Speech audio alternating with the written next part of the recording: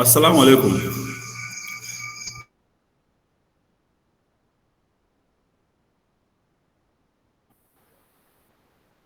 How is everyone doing? Well, doing fancy. Alhamdulillah, nice to hear from all of you. Yes, sir. Thank you, sir. And I'm happy that we have some esteemed, distinguished guests among us today to grace this very important occasion.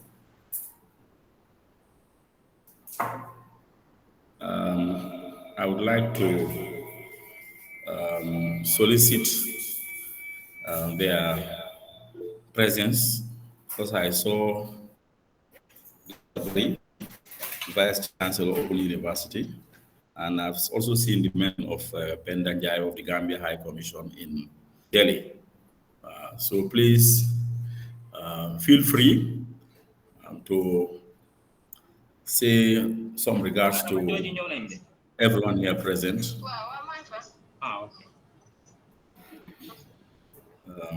Adama? Yes, Mr. Fai. Yes, I don't want to preempt. In the meantime, we're trying to settle down the logistics, but we can have a brief discussion. And I think the introduction of the esteemed guests that I've seen around. Please, I think you should go ahead with that. Today we have our judge, our chair of our panel, who is unavoidably absent because he's just been informed that he has to travel with the minister back home. So he sends his apology. But we're going to have somebody distinguished who will chair the session, and then we'll business as usual, then we'll proceed. So please come on and tell us who are they, and whilst we settle down. Thank you.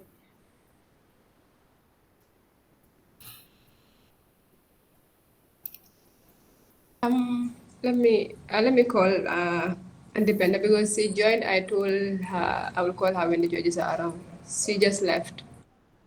Let me inform her that we are coming to start. I think the way forward is to train them better with the process. Is the training not good enough at the moment? The training is an ongoing process. What does that mean? It's like they always have stuff, emails to and things to go through, certain clips within where they have to press a button, onside, offside. So they press that goes through some PG mode. So they're always doing online training. They've been in this week, again, I know, doing certain things to try and get the communication.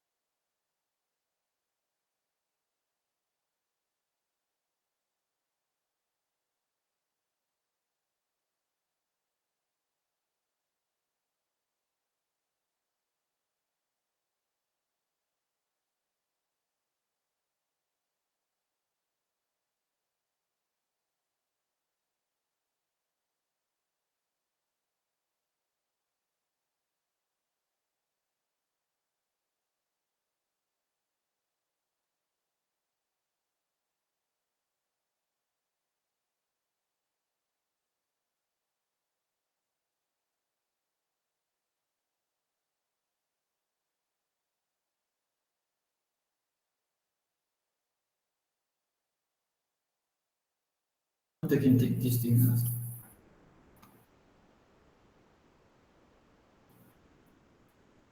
Hello, Adam.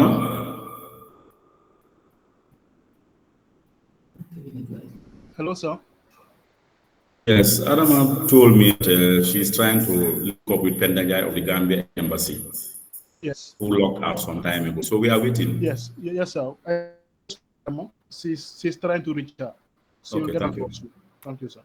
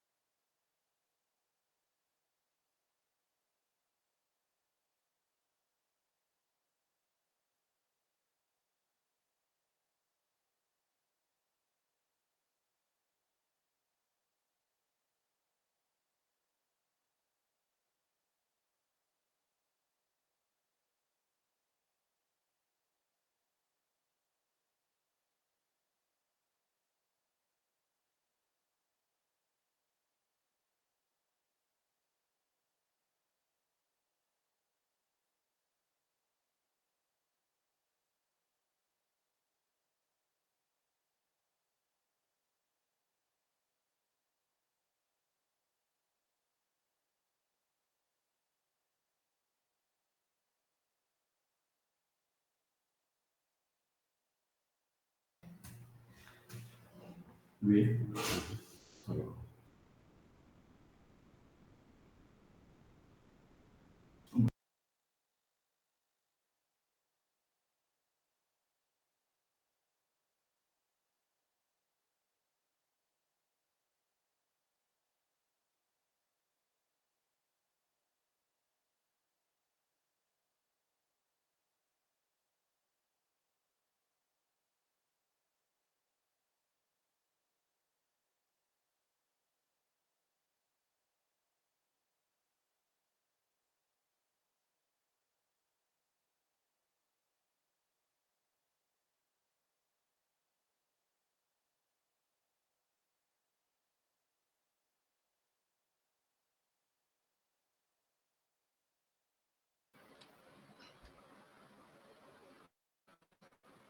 Hello, Mr. Hay.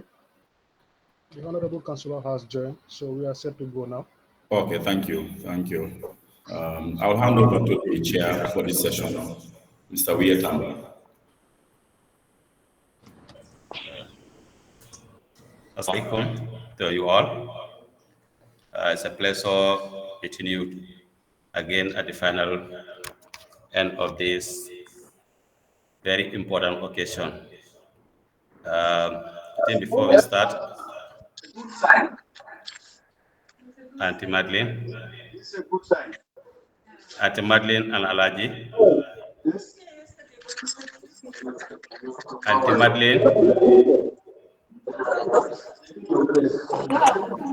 Auntie Madeline. Okay, thank you. Okay, thank you very much. As stated earlier, good evening to you all. It's a pleasure meeting all of you today again on this very important occasion of ours. So, as usual, before we start anything, we normally acknowledge the presence of the Almighty Allah with us. So let's just take a minute silence and pray in our own different way. Thank you.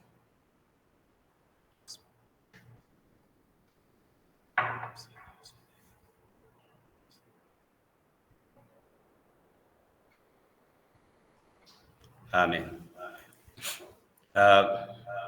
May I invite Her Excellency our able president, Madam Adamaba, to introduce the guests that we have among us in this very important gathering. Madam, the floor is yours. Greetings, everyone. Thank you for that honor, Mr. Tamba. Mr. Srivas, you can please go ahead with that, please.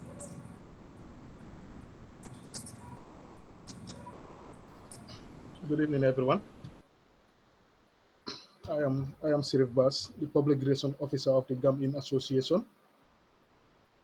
I am hereby to introduce Ms. Pendanjai K, who is currently the Counselor of the Gambian High Commissioner to India in Delhi. She is also an ex-member of us who is also a student like us, pursuing higher diploma and higher certificates in masters and in other field of studies. She has also served as she did her BA in Morocco and also in the University of Rabat, Mohammed Vir in Rabat, Kingdom of Morocco 2010. 2011, she obtained her certificate in African Regional Diplomacy, which was organized by the Australian government in the University of Queensland in Australia, and the Foreign Service Academy of Nigeria under the Australian government and African Partnership. In 2021, Ms. Njai obtained a certificate on special diplomatic training at the Suman Swaraj Institute of Foreign Service in New Delhi, India.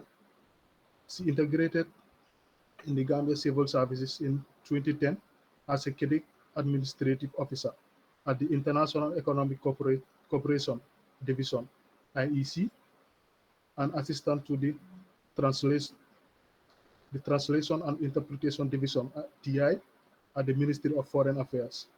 In 2019, she served at the Ministry of Youth and Sport of the Republic of the Gambia as Senior Assistant Secretary before her movement to the Office of the Vice President in 2020. For 2 years, Ms. Njai got redeployed to Foreign Service in 2022 as the first Secretary at the European Affairs Directorate and National Focal Person for the International Organization of the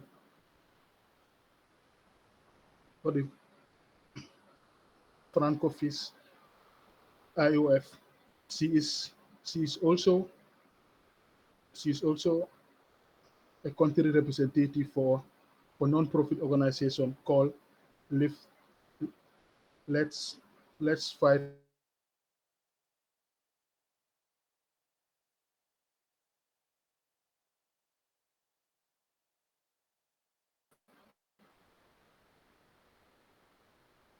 Stigma Infertility caused by endometriosis. She is presently pursuing an executive master's in global public diplomacy and sustainable development, jointly organized by the UNITA and Louis School of Government in Rome. This is a brief biography. Welcome, Ms. Pendanjai. Thank you. Thank you. Hello. Yes, Auntie Penda. Yes. Thank you very much, Sheriff Bass. Thank you very much, Adama.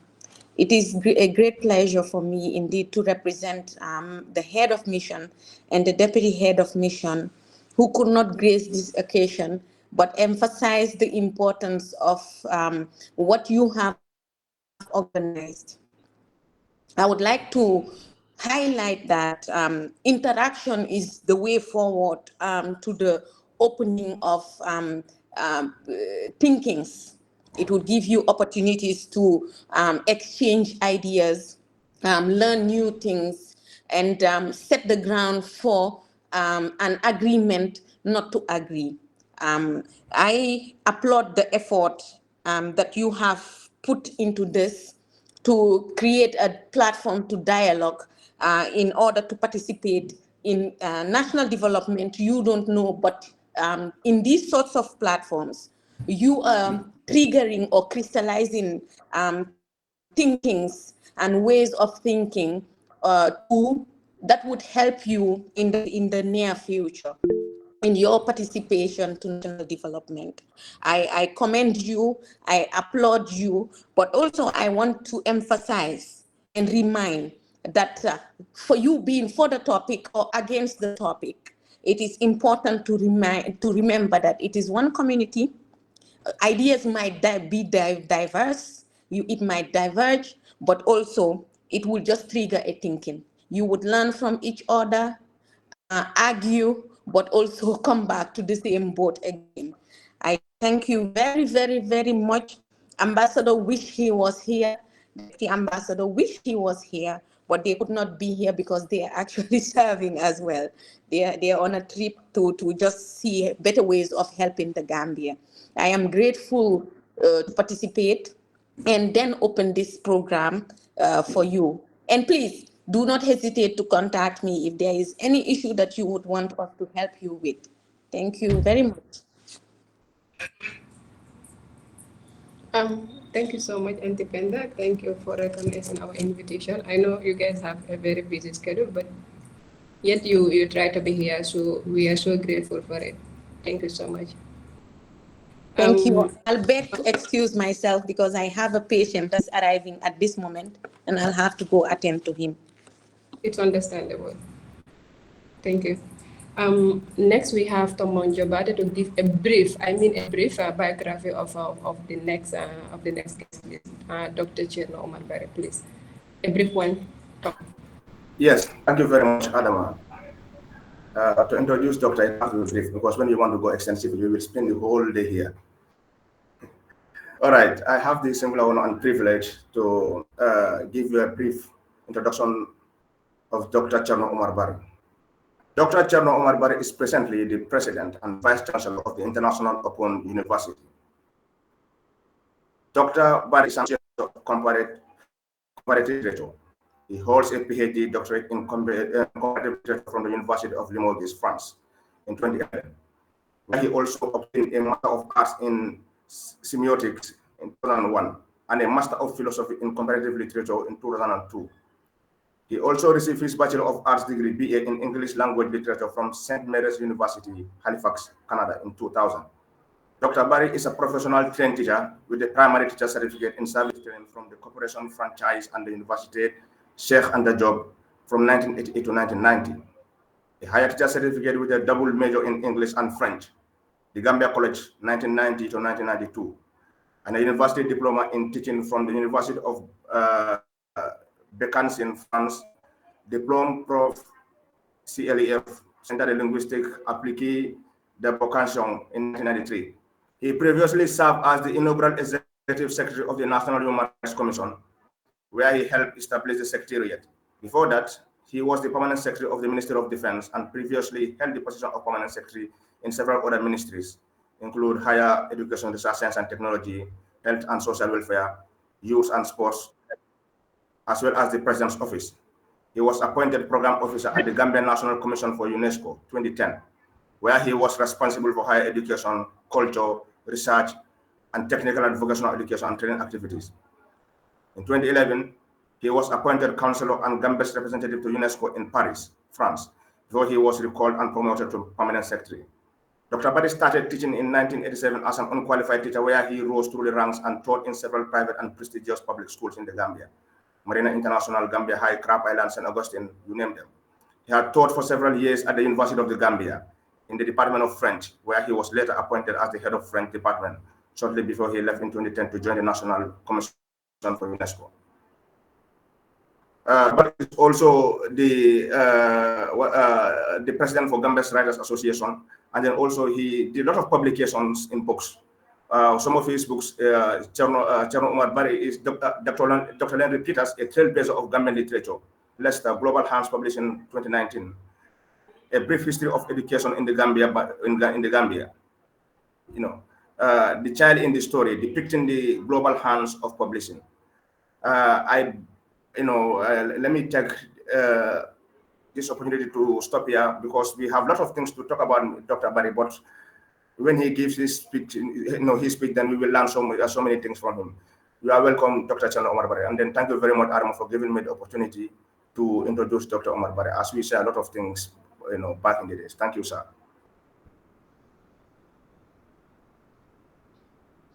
Thank you. Thank you very much.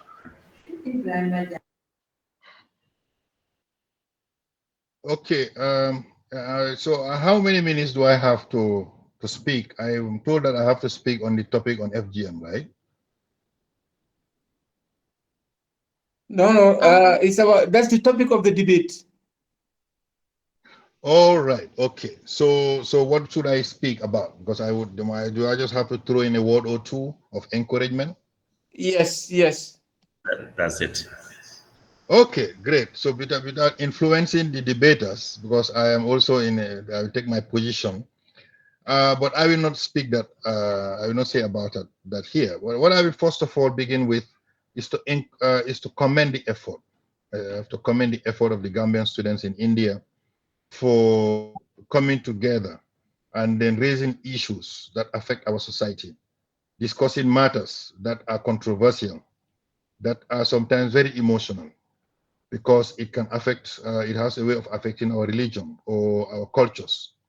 But that find it very convenient to discuss these issues because that's what intellectuals do. We are trained to bring out issues, however controversial, however painful they might be, to talk about them, debate them, discuss them, and then, share our ideas, share our research, so that each of us will have an understanding and take a position.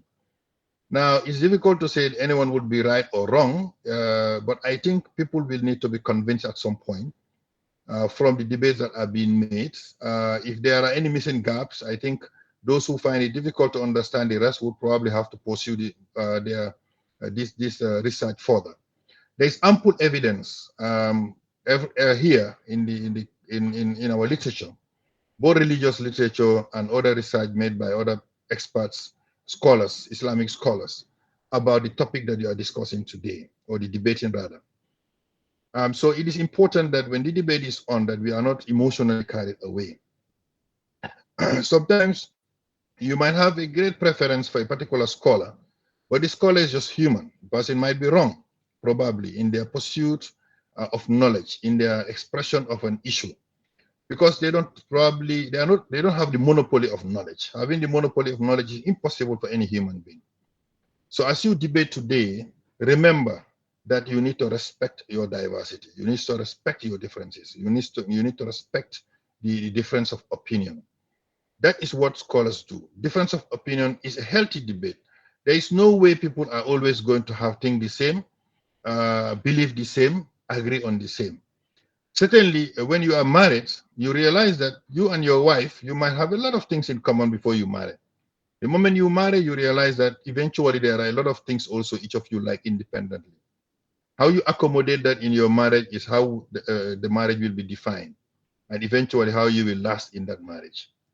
If you want to insist on taking the position of what you like over what the other likes, naturally that marriage will not last. Now that is just a way of expressing how in our positions here today that we might differ in our thoughts. But if you think somebody is wrong, dig further, find ample evidence, don't get angry about it, but try to convince your opponent, convince your debater. Now, it's not an opponent in the negative sense.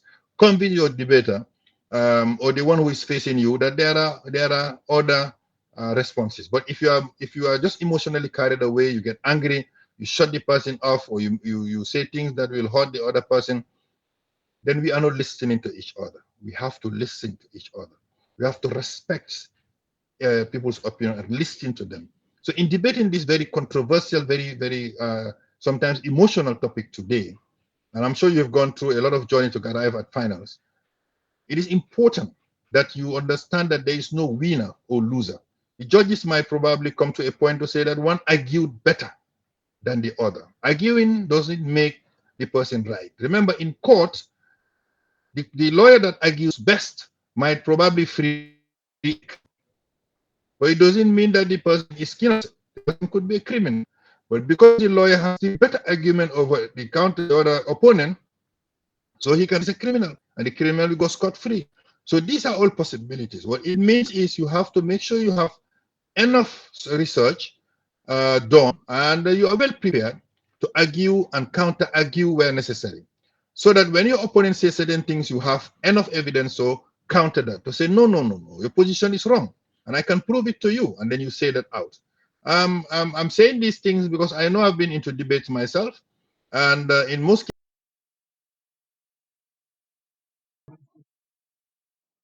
when we feel we are losing, or we just feel that, because the other one doesn't seem to accept categorically what you've said, then it is supposed to be forced on the other one, and the person is not intelligent or probably stupid or whatever. So we should avoid all those things. And I want to keep encouraging you to take out controversial questions. Just today, a group signed me out of a group. Somebody signed me out of a group because they decided that they cannot accept any opinion on that group. As you people are young leaders coming up, you have to learn to accept criticism too. You have to accept to be criticized and accept that. Why? What does accept mean? It means we live in a society where sometimes our manners are different. Some people are probably not fully well endowed with the respect they deserve to give to elders, with the way they should talk to other people, and sometimes it can be frustrating, it can be annoying. If we accept leadership positions, if we accept to lead, if we accept to be representatives of other people, we have to understand that we will have to accept to face the bullets too. Those bullets will come our way, and they can be very painful sometimes. But the best among us is the one who can just brush the bullets off and respond with respect, respond with dignity, and respond with humility. And you will leave a legacy, a lasting legacy in your life. So these are some of the very few lessons I want to share, and I'm very happy to be with you. I will be here as long as I can, but you have to excuse me to know that I have a plethora of things I'm going to do, and I keep encouraging you, and I'm happy that the embassy is supporting you, and I will always be along with you, inshallah. Assalamu alaikum wa rahmatullahi wa barakatuh. Wa alaikum assalam wa rahmatullahi wa barakatuh. Dr. Barry, it's a pleasure having you with us here today. So I think we don't have much time to waste. I will just remind you about the time. I think each of you have 8 minutes. So after your 8 minutes, your time will be expired. And at the end, when you come to questions and answers, you all be given 2 minutes per group. So I think before we start, let all of you bear that in mind. So, okay.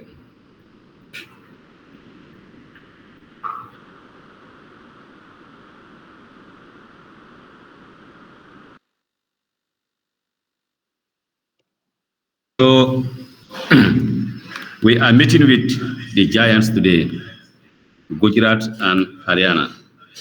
So I think in every battle, one must come on top. But that does not mean that the others are not also powerful. So from the beginning of the day, all the teams have done well. Okay. So based on that, Adama, you have something to say? Yeah, just maybe 2 or 3 minutes just for the presidential opening remarks. Go ahead.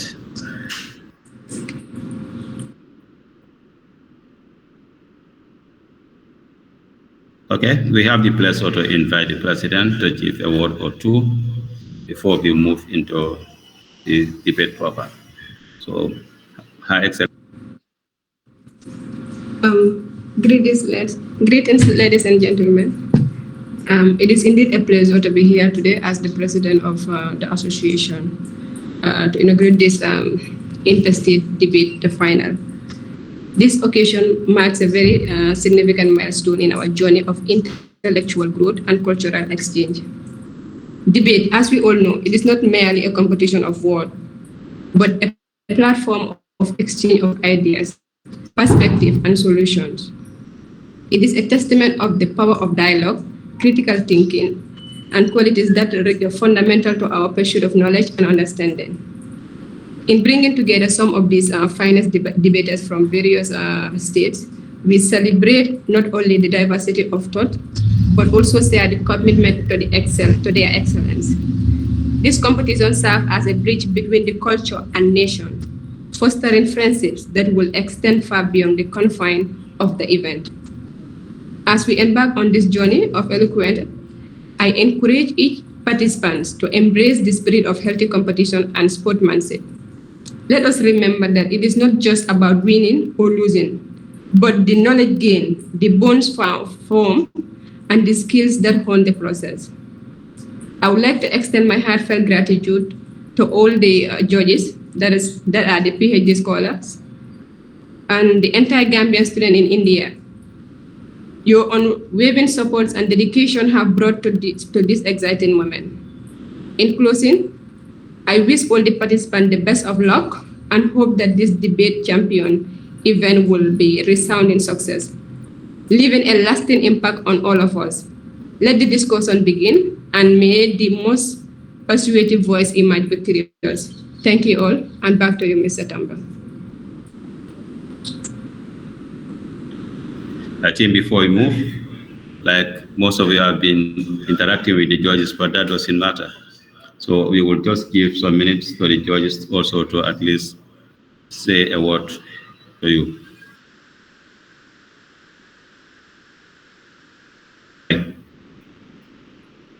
Madam Fatumbai, you are welcome.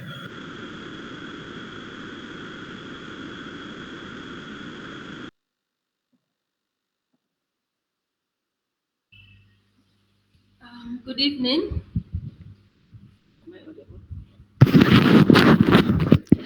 Good evening to you all, and welcome back to the final session of the debate, which is between Haryana and Gujarat. I'm highly humbled to be part of the judges, and we hope to listen to your fruitful debate and arguments and suggestions as we move along. My regards to Dr. Cherno Omar Bari for accepting your invitation to be part of this very important debate that we are going to have this evening. Mr. Bari, thank you very much. And we hope to interact with you more as we move into the journey of this education that we have begun, which is the PhD.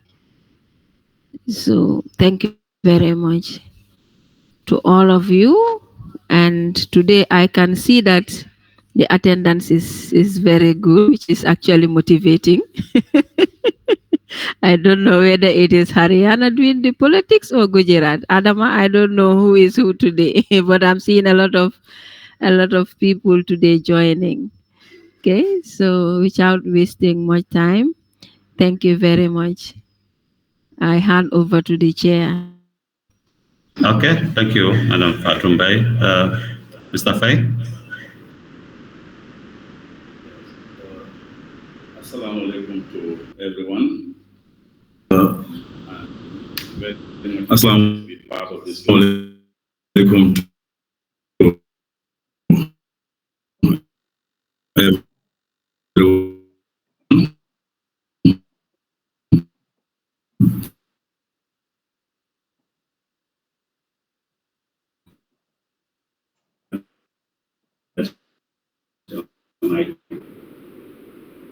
ahead, please. Okay, thank you. Okay, am I good? I just want to.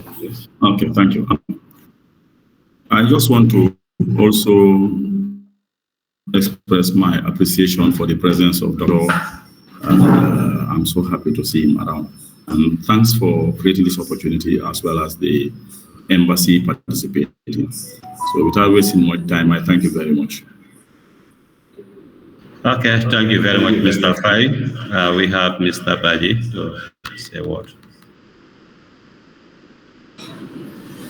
Yeah, good evening. I am Usman Baji. Yes, am I audible? Yes, yeah. Good. Yes, I am Usman Baji, one of the judges for today's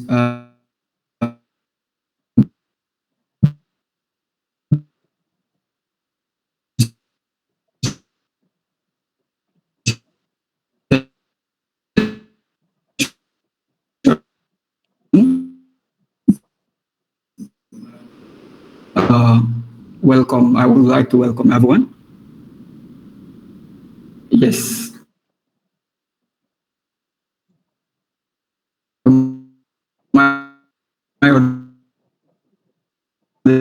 Yes, yeah. Good. Yeah, as I said earlier, I would just like to thank the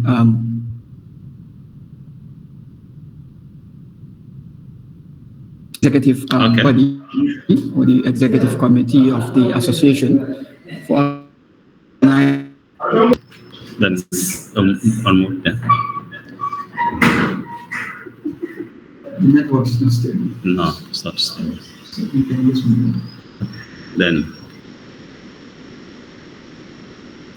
thank you very much, Mr. Baji. I think you have a little challenge with the network, but Mr. Baji is also one of the PhD scholars at Amrita University, Kerala State.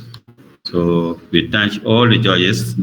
So without, as I say, time is always our enemy. So we will just invite the participant from Haryana to introduce themselves. Then after we have that of Gujarat. So Haryana, the ball is yours.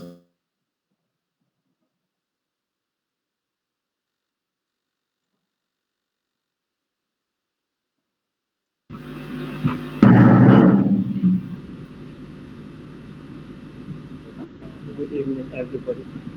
I am Ali Sethi, representing Haryana State.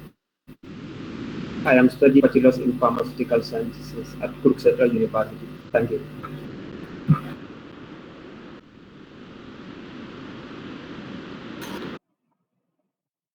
Participant from Haryana. Hello, good evening, everyone. I am Kumba Esba. I'm studying accountancy honors in Kurukshetra University, and I am here to represent Haryana State. Thank you so much. Thank you very much, Sedi and Kumba.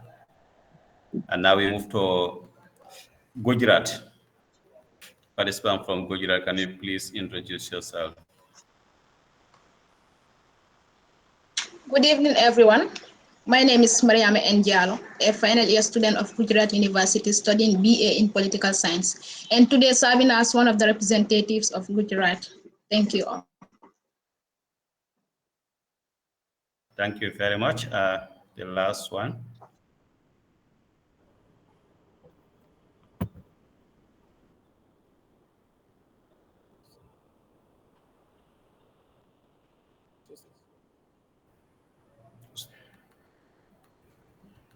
Next, please.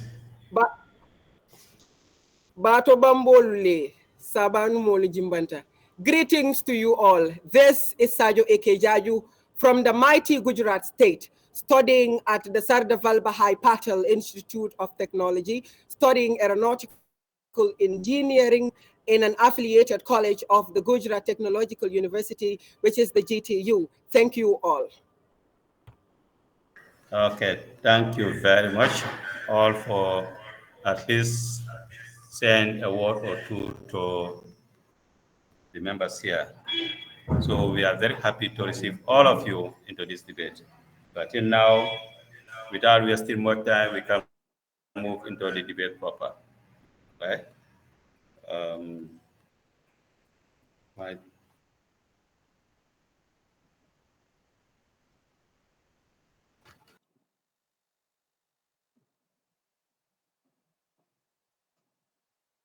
Okay, so I think Haryana is going for the motion and Gujarat against the motion.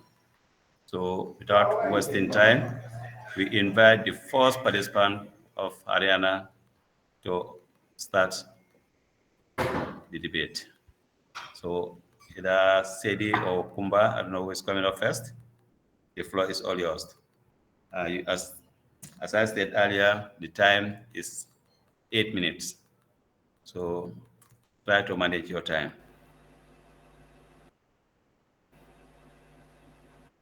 Thank you.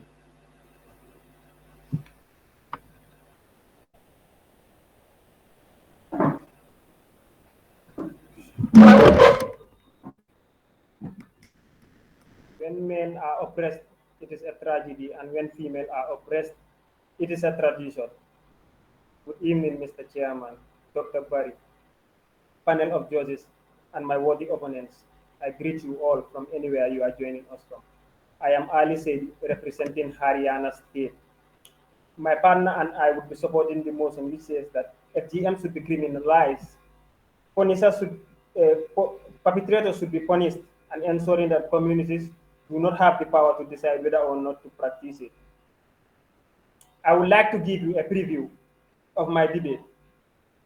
We would start by giving a definition to the key points. Then we will give an anatomical and physiological description, because most of us run with FGM whilst we don't know what it really is. We follow the hearsays. So we would continue by giving you the complications that it leads to. My partner would then come and elaborate more on why we believe that FGM should be criminalized. Okay, I would start by defining FGM. It involves all the procedures, partial or total removal of the external female genitalia or other injuries for non-medical purposes. Now, something outstanding here is the external genitalia. What is the external genitalia? Before you talk about FGM, you have to know what FGM really is. So it involves the cutting of the external genitalia. So what is the external genitalia? The external genitalia involves 4 parts: mons pubis, the labia majora, the labia minora, and the clitoris. So what are their functions? So I would like to give you their functions. Together, their main functions are a passageway for sperm, protecting the internal genitalia from infectious diseases, and lubrication and stimulation. So individually, their functions are, to start with the clitoris. Its major function is for sexual pleasure. Mr. Chairman, let's put in mind sexual pleasure, I mean, when it comes to the clitoris. The mons pubis, it cushions the pubic bones during sexual intercourse. The labia majora, it protects the other external organs, and the labia majora, it protects the urethral and vaginal openings from mechanical irritation, dryness, and infections. So, putting this into perspective, we now know these functions. Now, what does FGM do to these functions? We would be getting there in some time. I would like to give you an anatomical explanation of how it is. The labia majora, it is the outermost part of the external genitalia, followed by the labia majora, but all of them are folds. The labia majora is the outermost fold, and the labia minora is the innermost fold, as the names suggest, minor and major. So when it comes to the mons pubis, it is up there. Then the clitoris is just below it.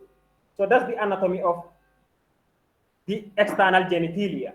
Now, I would like to continue to the types of FGM. We have type 1.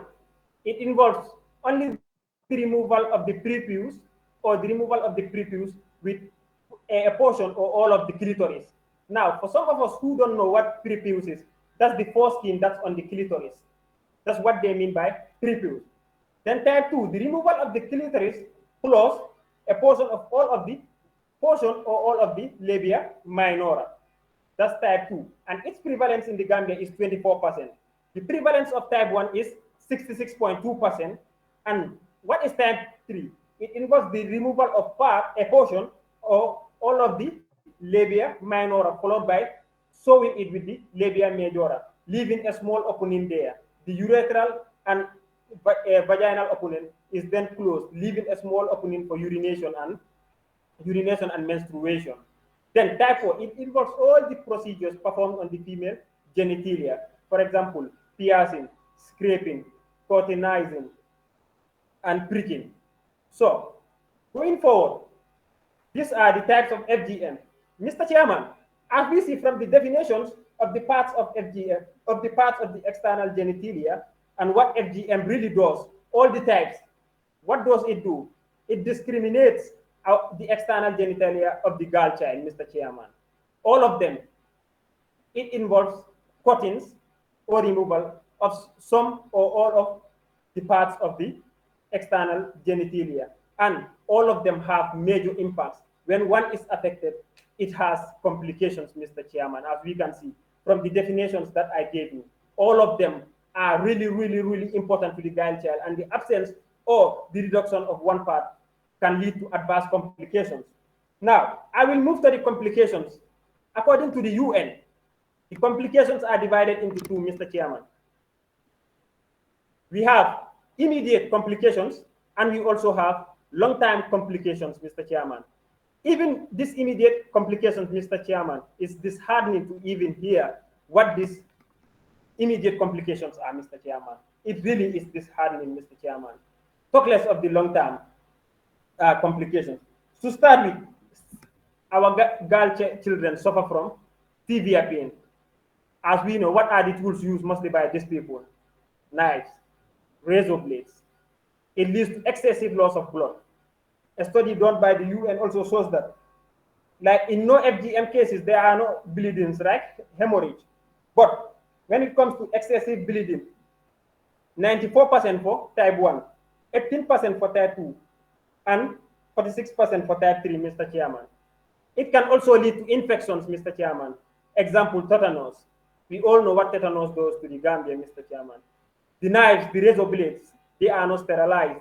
What is tetanus? For some of us who wouldn't know, it is a painful muscle spasm.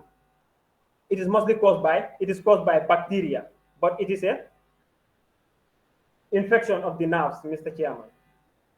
To continue, it can also lead to fever, because we know there is a relationship between hemorrhage and fever. If you suffer from excessive bleeding, there is a high likelihood or probability of you suffering from fever too. We also have urinary problems, wound healing problems, genital tissue swelling, injury to the surrounding genitals, shock and death, Mr. Chairman. The long-term problems are urinary problems, vaginal problems, menstruation problems, scar tissue, and keloid. Increased risks of child complications, psychological problems, need for late surgeries, Mr. Chairman. We know in childbirth there is something called stillbirth, like the child dies in the womb after 20 weeks of pregnancy, Mr. Chairman. Is that not disheartening? How can you hold your child for 5 months, Mr. Chairman, and lose it just because of FGM, Mr. Chairman? Is that fair, Mr. Chairman? Also, vaginal problems, we have something called bacterial vaginosis, accumulation of the bacteria inside the vagina. It leads to adverse effects. Example being that early pregnancy, premature, it leads to premature birth, Mr. Chairman. All these complications, Mr. Chairman. How can you justify all these complications, Mr. Your Chairman? time is up, please. All right, thank you very much. Okay, thank you very much, Mr. Sedi from Haryana. It is a very powerful presentation, and I think everyone is learning. We have all learned a lot, and we'll continue to learn. So thank you very much. So We now invite the participant from Gujarat to also have something to say. Gujarat, first participant, the floor is all yours.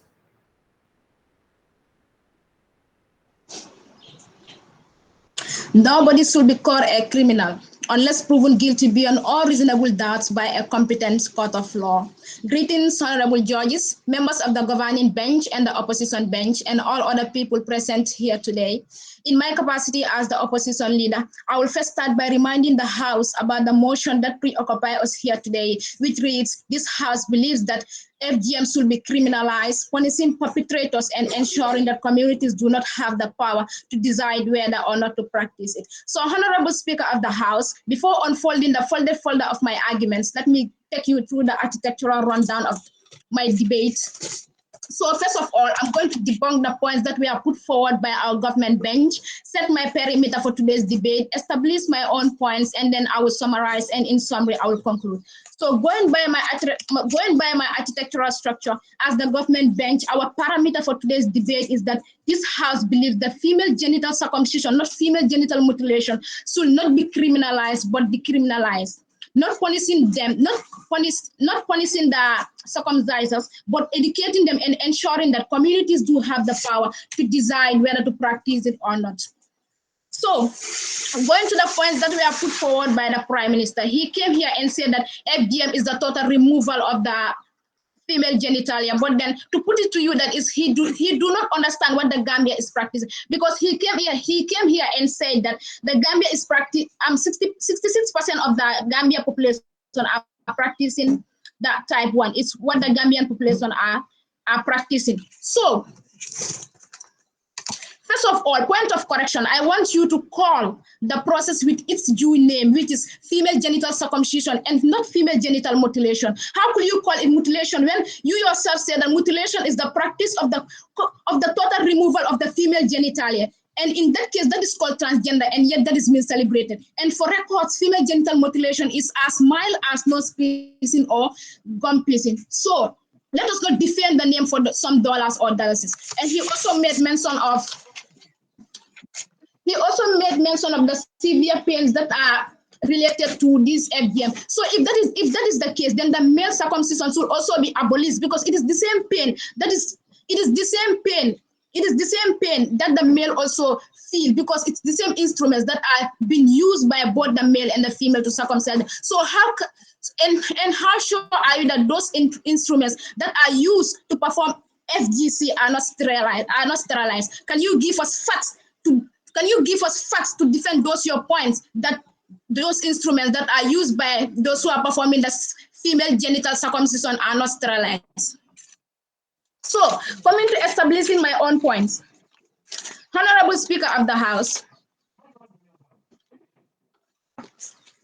first of all, to bring it to your attention, the fact that female as well as male circumcision is a long-dated practice that spans across different cultures around the world for eons. The practice differs from one culture to another, but as such, the WHO has a categorization of the different types, and the term mutilation was introduced in 2005 by the WHO as part of their imperialistic propaganda. So the term mutilation is just an imperialistic and an uncivilized term that is aimed at stripping us of our religious, cultural, and modest norms. So why are they not campaigning against LGBT and transgender, which are more inhuman than female circumcision? So open your eyes and do not allow to be remote controlled by these Western people with their beliefs and ideologies.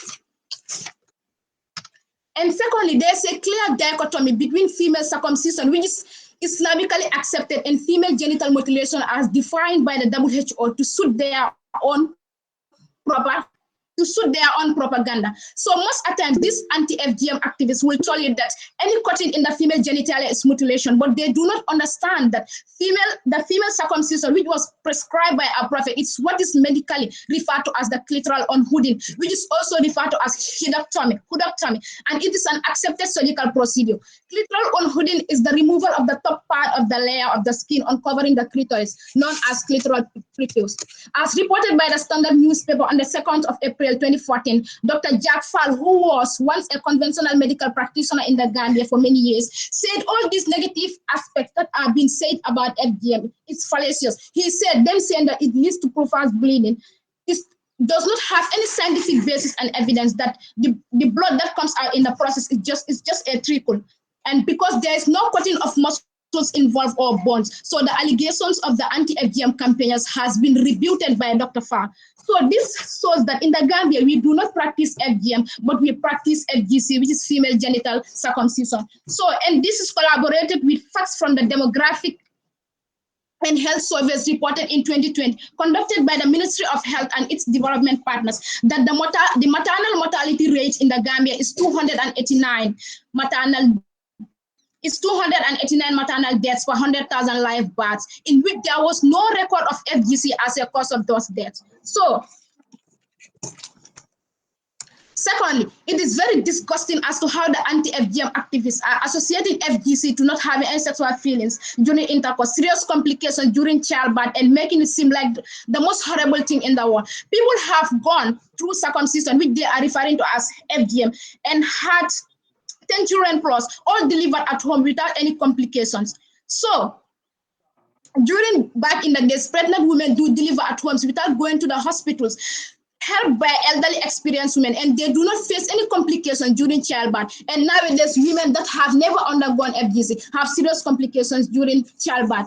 A live broadcast done by Fatu Kamara, the CEO of Fatu Network, she said, and I quote, "I have gone through FGC and have delivered 3 boys, and all of them through normal birth without any complications," unquote. So these anti-FGM campaigners are just exaggerating this whole thing to make it seem much horrible. But to put it to you, Honorable Prime Minister, we will not allow these Western ideologies to be imposed on us and tell us what to do and what not to do, because we are too civilized for that. And thirdly, their moves are financially driven. They always cling to the idea that who he feels it knows it better. But deep down, they are just propagandas to damage our beliefs. Most of these activists have gone through the process and have children.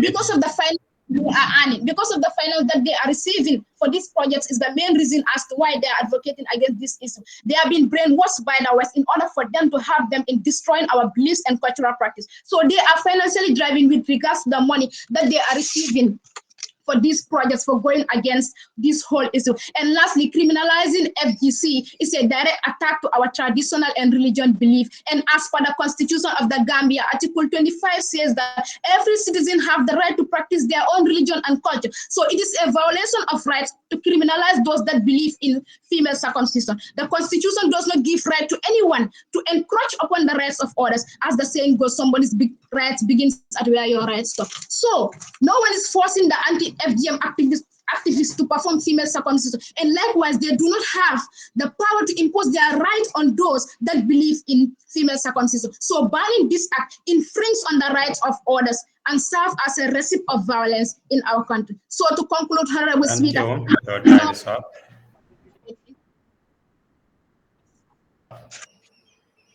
The time is up. Thank you very much, Madam Jallo.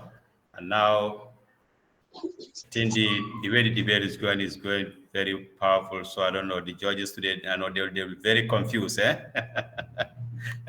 because the two speakers are all very powerful speakers. So the judges today, you have a lot of work to do, because the way I'm seeing things, if I'm a judge, I will just park and run away, because I'll not be able to make any decision. So we invite the second participant from Haryana. Thank you. Mr. Chairman, panel of judges, and my co-debaters, and all the audience here, I greet you all. My name is Kumba Esba, and I am here to represent Haryana.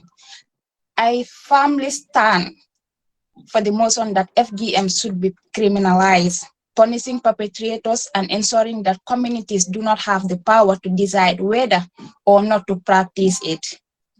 Mr. Chairman, I want to just see my opposition leader for some minutes.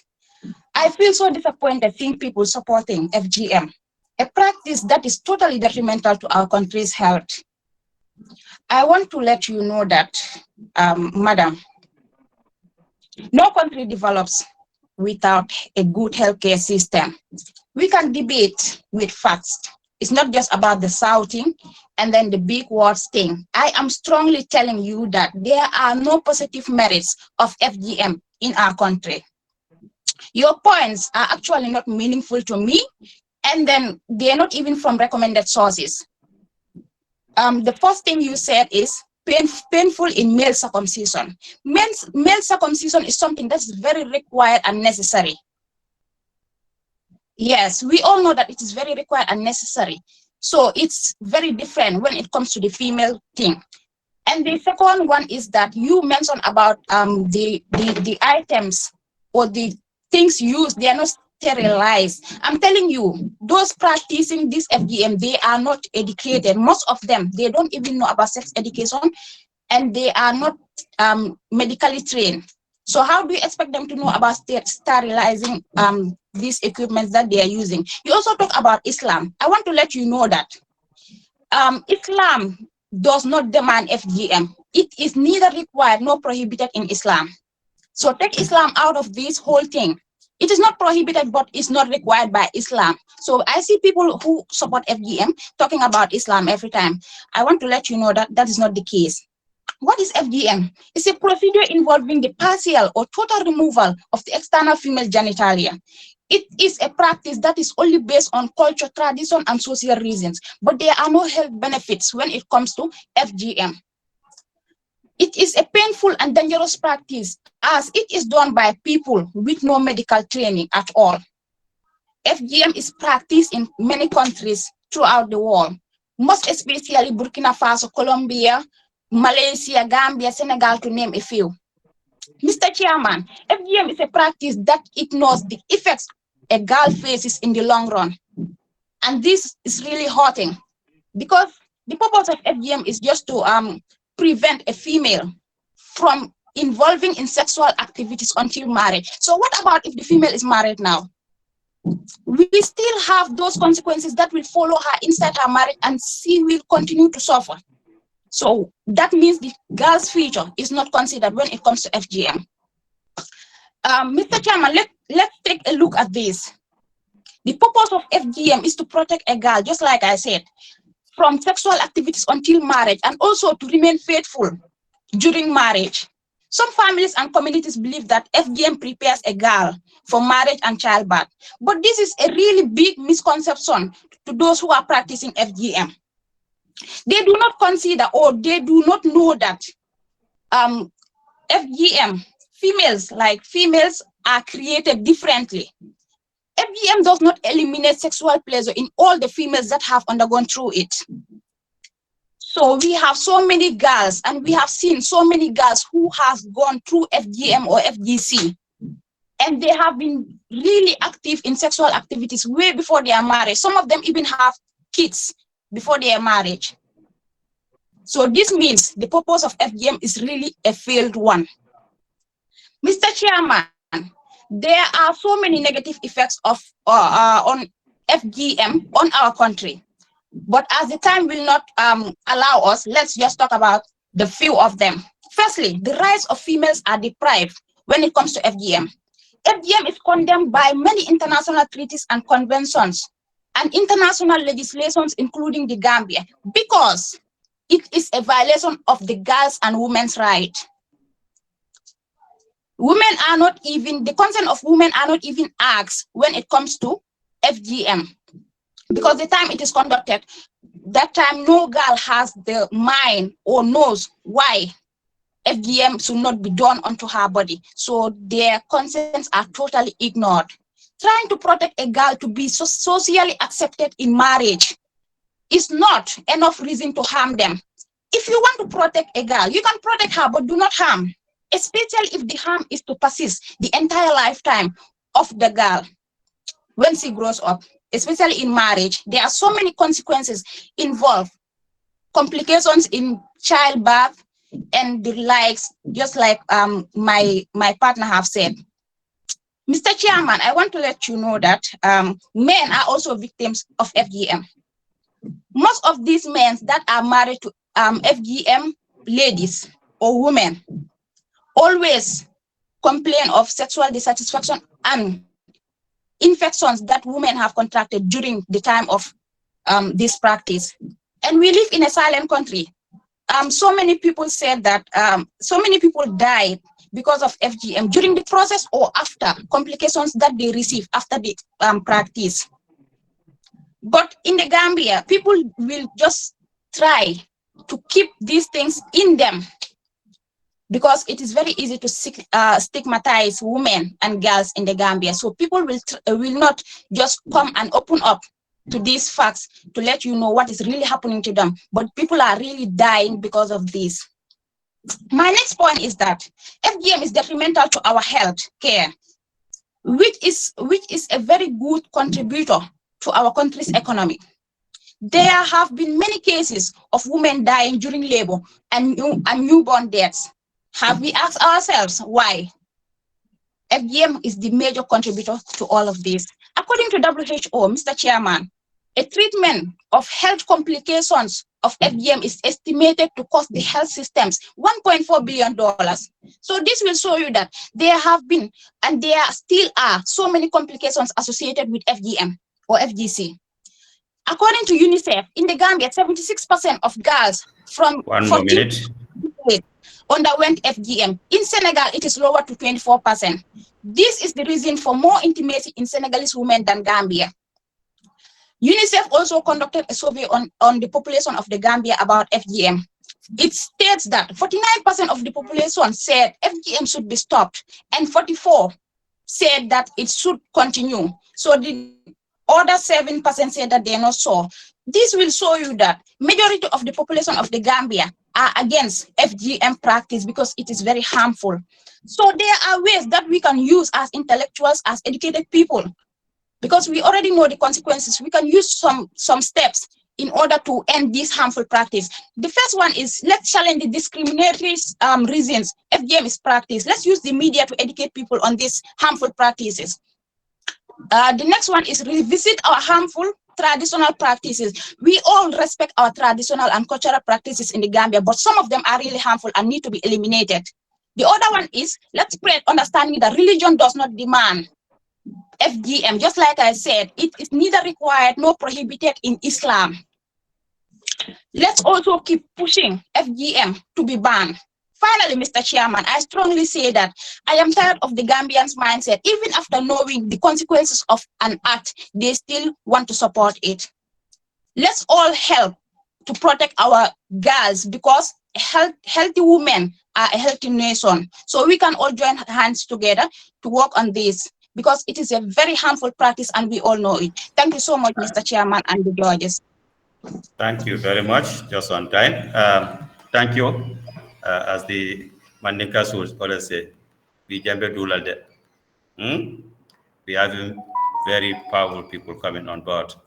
So without wasting time, we can invite the last speaker for Gujarat. You're welcome, sir.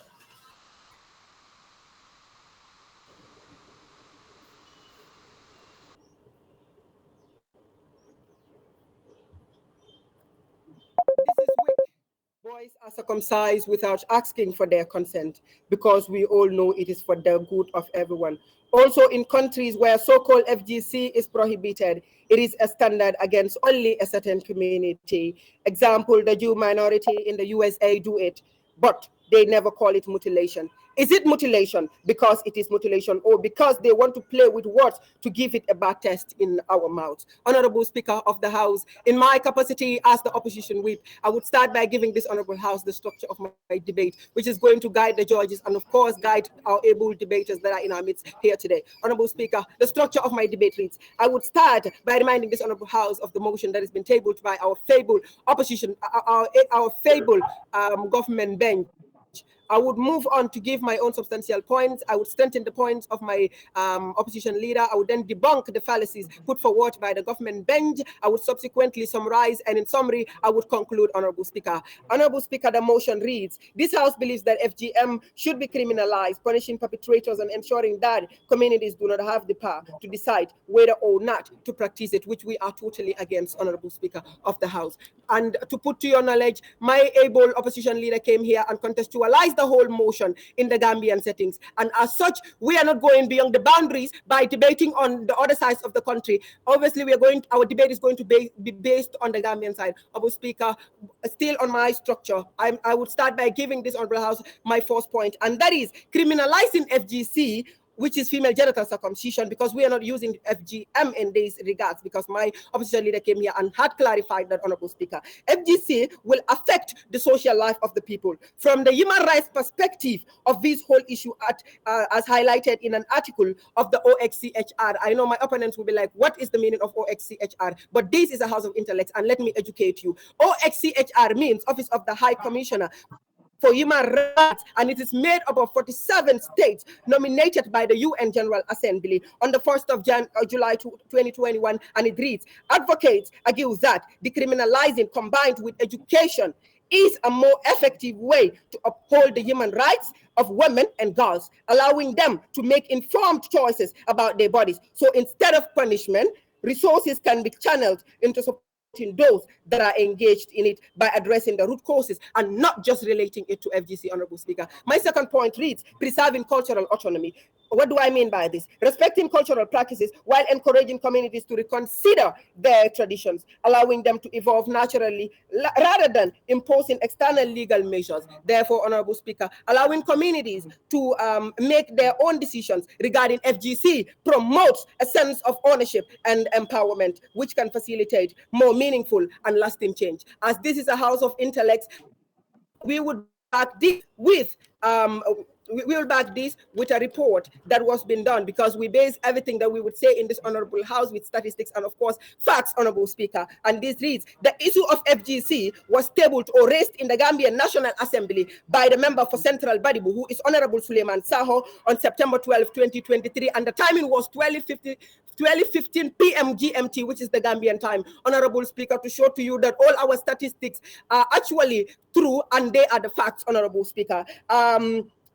And then this was reported by the Point newspaper's Fatima Singate, and the heading was NAM's FGC repealed. Honorable Al-Husseini Sise, who is the NAM for Sami, seconds this motion, saying a law should help its citizens. However, he added, any law that disturbs our citizens should be banned. That is why we should not rush into enacting such decisions. The Fonyi Councillor lawmaker, who is Honorable Almame Jiba, emphasized that these House law, Honorable Lamin Sise, the able NAM for Kiang West, made it that they are speaking on behalf of their people who are the electorates who elected them as representatives. He added 99.9% of the people of Kiang West disagreed with the criminalizing or banning of the female genital circumcision. This has been in the Women Act since 2015, but not in the Constitution, he added. The Constitution is the supreme law of the country and is the supreme law of the people, the freedom of rights and religion of the all.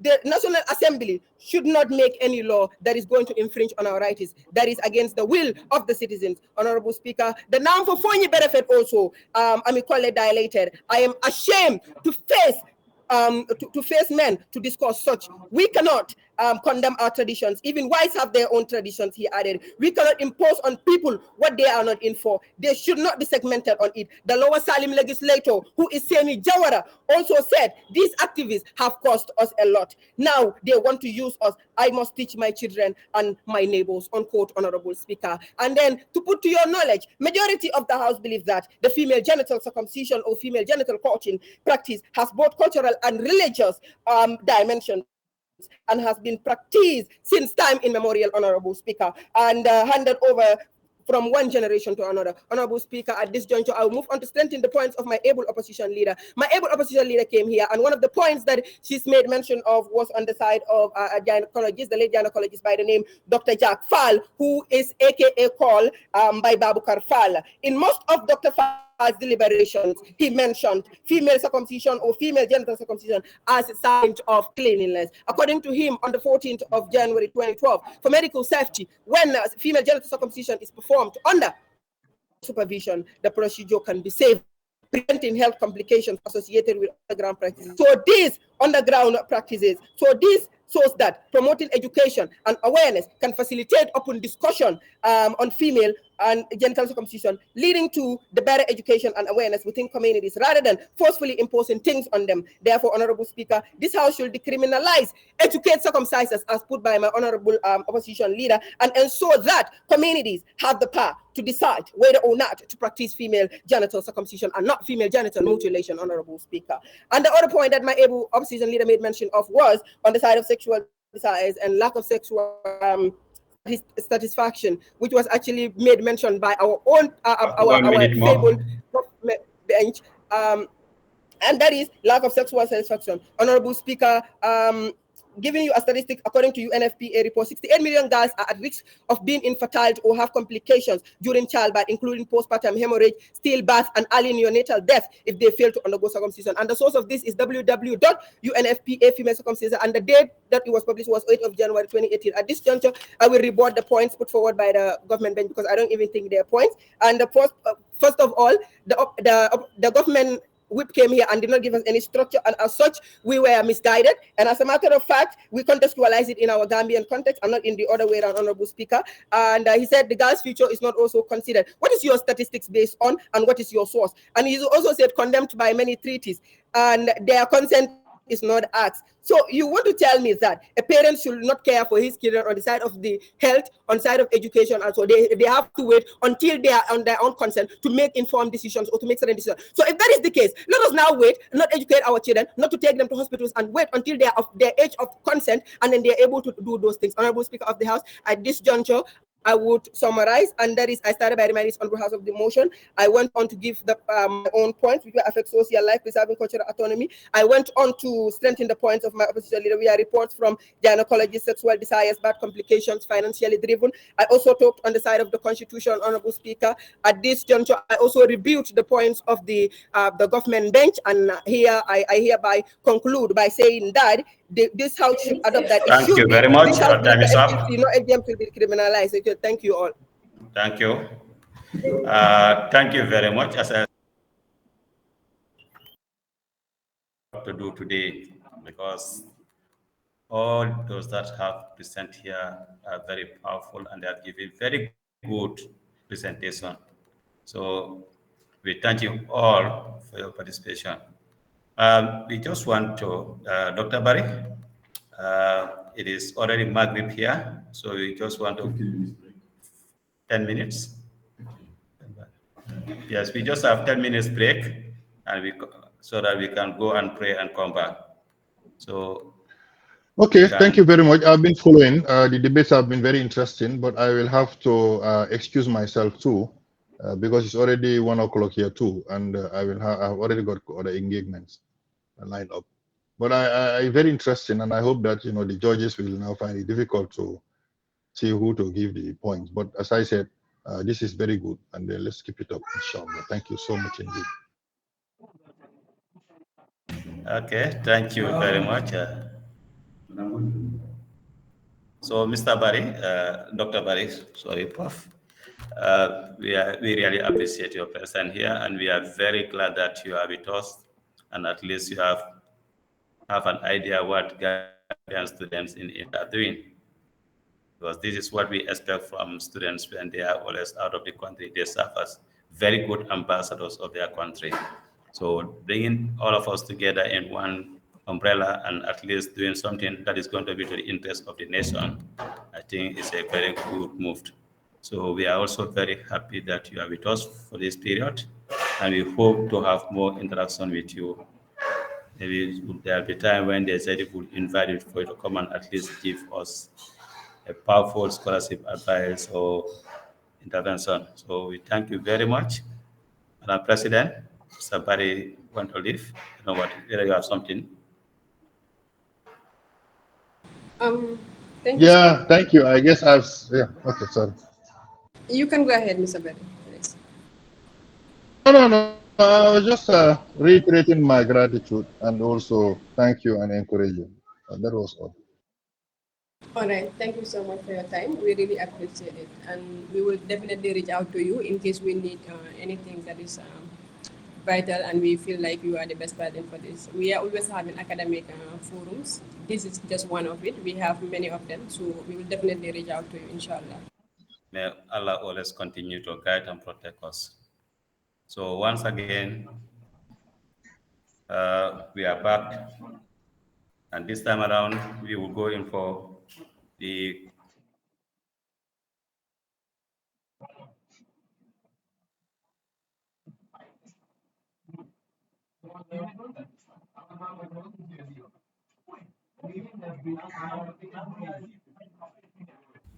okay, sorry, I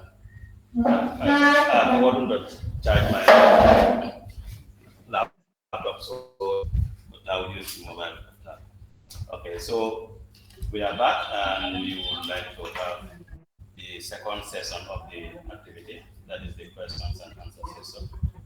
And this time around, we will allow Haryana to ask the question, then Indira will come up with their own questions.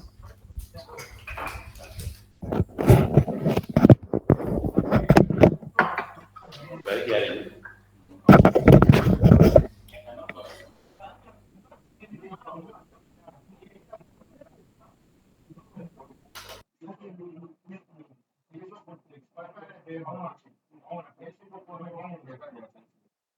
Haryana, we are waiting.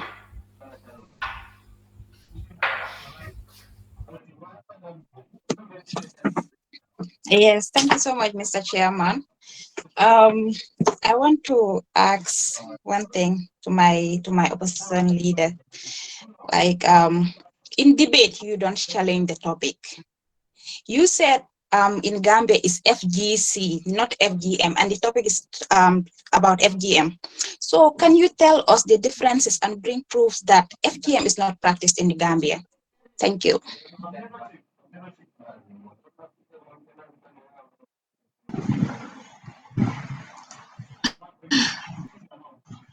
Thank you for asking that question. But to put it to you that we were not challenging the topic, but we set our perimeter based on what we are going to discuss. So in the Gambia, we do not practice FGM, we practice FGC. And when I was discussing my points, I make it clear in that in Gambia, we do not practice FGM, we practice FGC, which is the removal of the upper part of the clitoris, which is also known as clitoral unhooding. And it is an accepted medical procedure. So, and you guys mutilation is the complete destruction of the complete removal of the outer part of the female genital organ. So in that case, we do not practice female genital mutilation, but we practice female genital circumcision, in which they just remove the upper part, like the top layer of the clitoris. So you cannot call that mutilation, that is circumcision. Thank you. Okay, thank you very much. Now is Gujarat's turn to ask a question. Gujarat, go ahead. I will be asking the question, and I'm going to give a preamble for it, and that is Article 17 of the Gambian Constitution sets forth that every person in the Gambia, whatever his or her face, color, gender, language, religion, political or other opinion, national or social origin, property, birth, or either status shall be entitled to the fundamental human rights and the freedoms of the individual contained in the chapter. And the source of this is Constitution of the Gambia. So my question to you is, should we be jailed, or should our parents that are engaged in this be jailed for practicing our traditions and cultures? Thank you.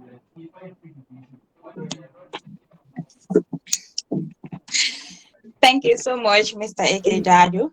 I just want to tell you that every criminal act deserves to be punishable by law.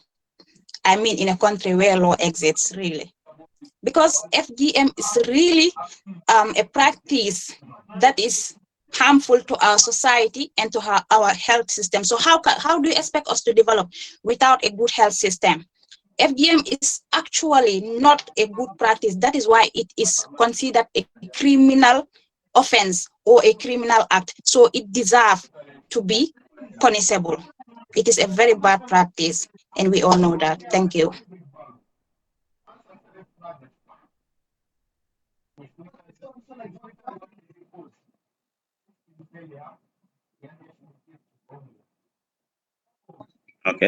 Okay, thank you for those wonderful answers. So we can still have the second person from Haryana to ask his question.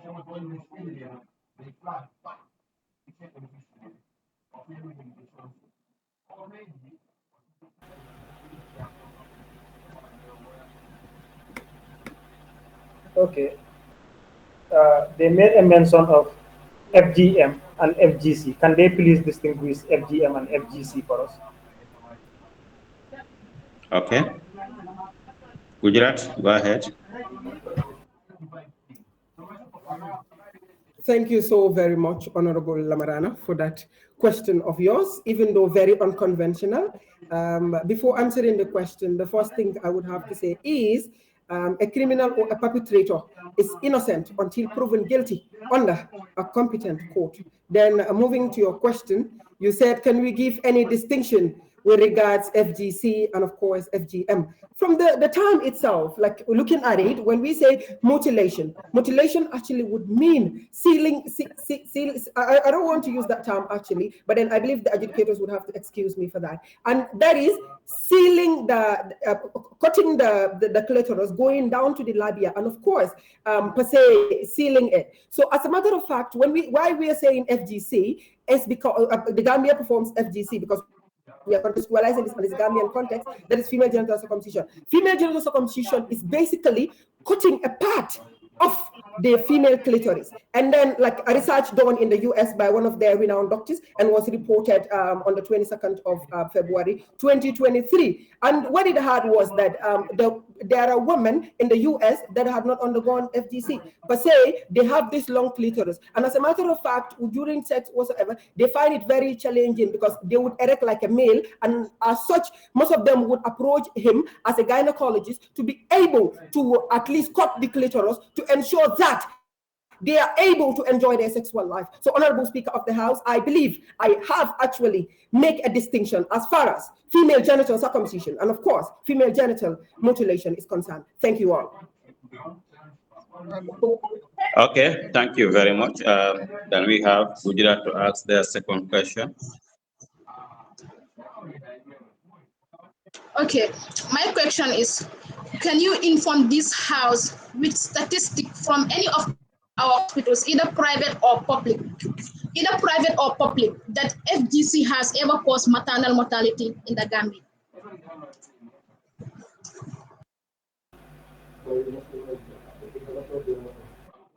Hello.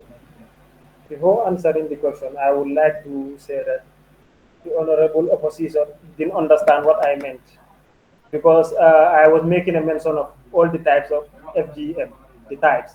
But she was implying that I was saying that the total removal, and I didn't say that. I was making a mention of which parts are cut. There are other types in which a portion or all of them can be cut. Example, type 1, type 2, and type 3. I didn't imply that the whole genitalia is cut. Then that one is a mistake on their side. Then the honorable opposition too was also making a mention of USA, and when they were giving their statistics, they were saying that Gambian problems should be solved by Gambian issues, and they said that this is a propaganda from the Western feminists. Can you tell me that Gamcotrap, double GK, Gamcotrap, double GK, the UN, UNFPA are all part of this propaganda in which our own doctors are involved there, and our people are part of the research. Example, Haruna Sise, Nene Bach, and the others, all of them participated in such. So I would like to say that that's a problem. So when it comes to statistics, we know that in 2011, under the jurisdiction of our then Vice President, a research was carried out was carried out by the GK, that is Wasu Gambia Kafo, to see what types of FGM were performed. So when it comes to FGM, in all 6 regions of the Gambia, it has been performed in all of them, and part 1, type 1 and type 2 are the most common, and all of them under that same report by the GK, all of them have the adverse effects that are given. Seri, you have exhausted your time. Okay, thank you. Thank you very much. Okay, thank you very much all. And now we move into the last session of the activity, that is questions that are going to come from the judges. So please pay attention and listen to their questions, because they may not ask the questions over and over. So make sure that you have your pen with you. Write down the question before they are done. Then you prepare yourself to answer the question. So thank you. So I'm handing it over to the judges to come up with their questions.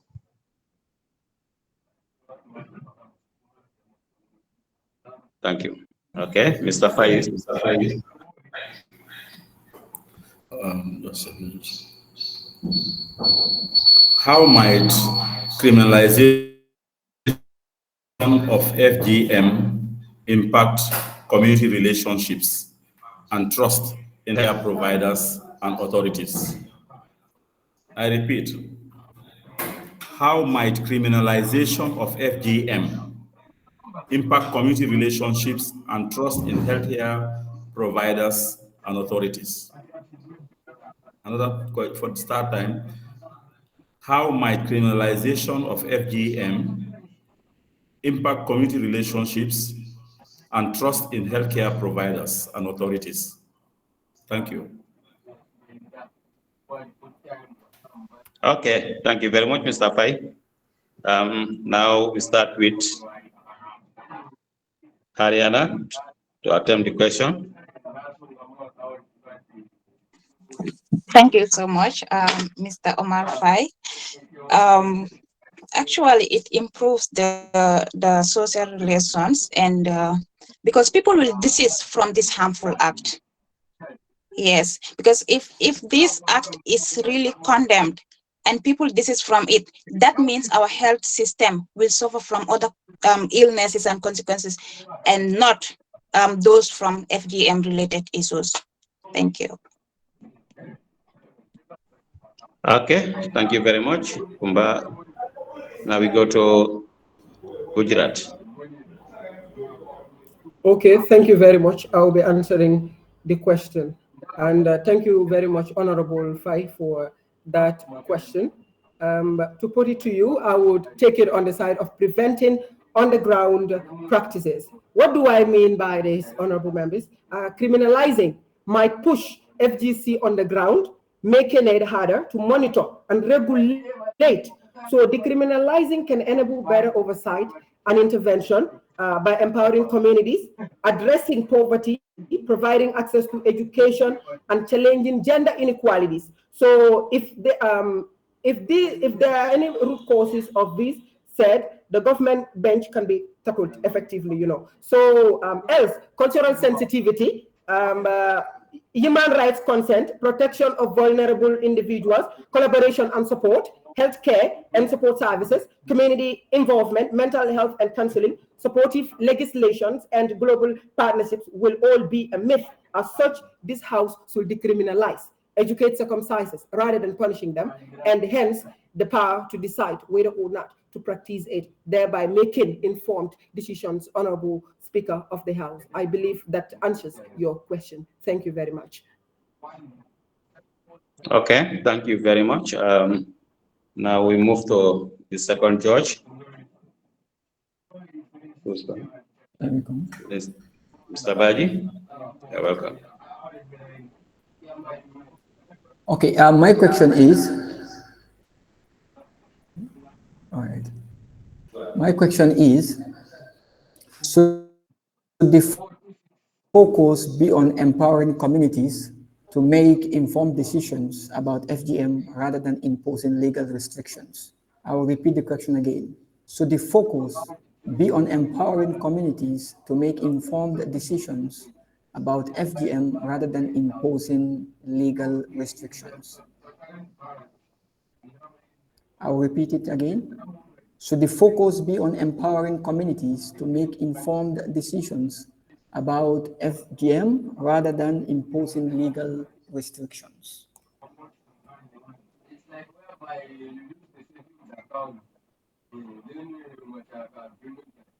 Okay, this time around we can start with Gujarat. Gujarat. Thank you so much, Mr. Baji, for that question. And then, yes, I'm going to agree to the fact that this will empower those who are practicing it rather than criminalizing them. Because either they empower them or not, they are going to practice it on the ground. So, for that being the case, before they criminalize them, then it is better that they empower them and then show them the way to do it better than saying that they are going to criminalize them. Because either they agree to it or not, people are going to do it. Then it is better they empower them and show them the best way to do it than to say that they are going to desist them from doing it. Thank you. Okay, thank you very much, Mariama. Then to Haryana.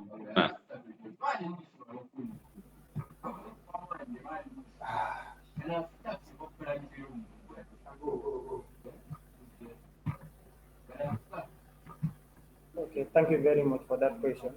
The honorable opposition made a mention of that whether they criminalize it or not, people will still do it. Then people will still do it. What does that show? It shows that Gambia is socially conservative when it comes to such practices, which goes in line with our tradition and cultures. Let's call FGM for what it is. It is just a discriminate violation of the human rights. And the only thing that we can do to stop this is by criminalizing it.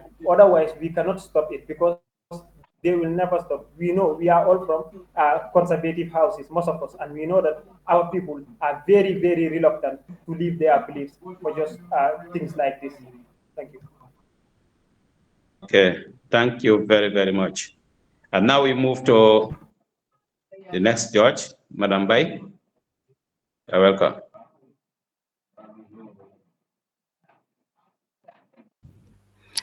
Thank you very much, Mr. Chair. My question is, there are cultural sensitivities that should be considered when addressing FGM, and how can they be balanced with the need to protect individuals' rights?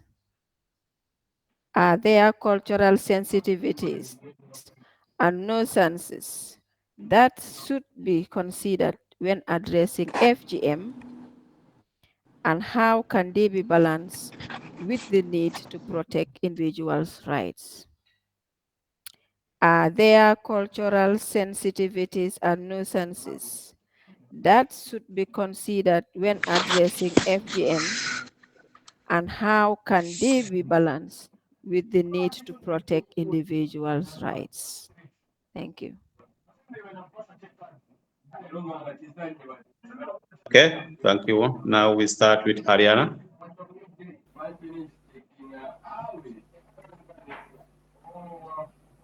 Okay. There are cultural sensitivities for so. According to a report published by UN in 2008, it shows that one of the main reasons that is given by those who perform FGM is it is a social convention or social norm. It has been passed through generations down the line. For example, in Janjambure, you can see that the Sidibes are the ones who have the rights to do the circumcisions, and the thought is passed on from generation to generation. So it is very sensitive though to speak about it. But when it comes to the violation of our children and others, we must be really, really, really proactive in that. Like for example, they were engaged, and all of them, the women, they came to the conclusion that they didn't know that it had those adverse effects because their great grandparents didn't have the knowledge of the dangers of FGM and what it can cause. So considering this, we all know that these are sensitivities, but by engaging the community, we can solve these ones. Thank you. Okay, thank you. Now to the other team.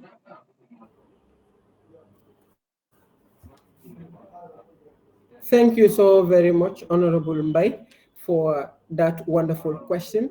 And before answering the question, I would have to say we are being vindicated as far as the question is concerned, in the sense that we had centered our debate on the Gambian context. That is, we had contextualized it in the Gambian settings. So going down to the question, I would say, of course, yes, there are cultural sensitivities and nuisances, as those are doing the propagandas would put it. But actually, I don't think that would be a right word to use as far as this thing, the motion is in question is concerned. So, and then you said, how can they be balanced with the need to protect individuals? Okay, they can be balanced in such a way that we already have people that are doing these practices.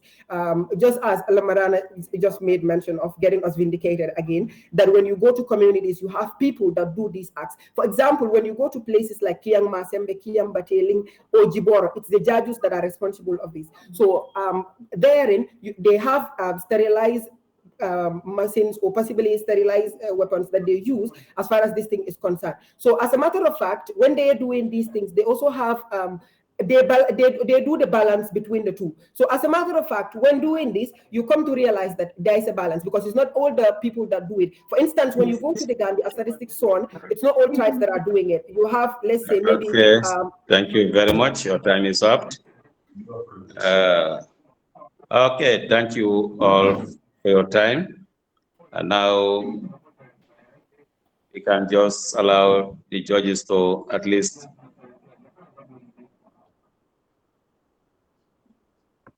the judges, I think they are requesting for about 20 minutes. Let them sit and put things together.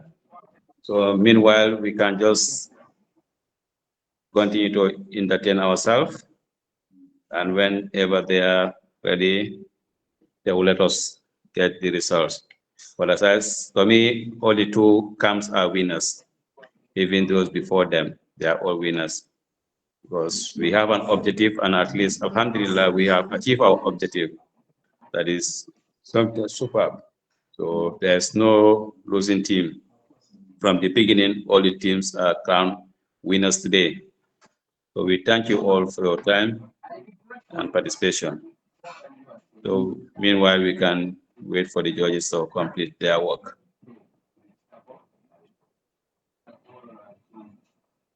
Thank you very much, Mr. Chair. Just a quick announcement.